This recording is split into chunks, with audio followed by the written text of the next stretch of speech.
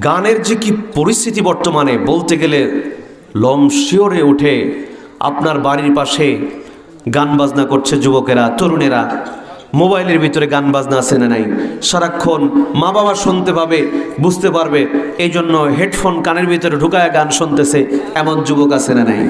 এছাড়া আপনার বাড়ির পাশে কিন্ডারগার্টেন স্কুলগুলোতে গানের আয়োজন আছে না নাই। জাতিকে ধ্বংস করার জন্য এরা লেগেছে, উঠে পড়ে লেগেছে। যে স্কুলে গানের অনুষ্ঠান হয় ওই স্কুলে কোনো সন্তানকে ভর্তি করাবেন না। যে স্কুলে গান নাচ গানের আয়োজন হবে ওই স্কুলে সন্তানকে দিয়ে সন্তানের আদর্শ নষ্ট করবেন না, খবরদার। এটা আপনাদের কাছে অনুরোধ থাকলো।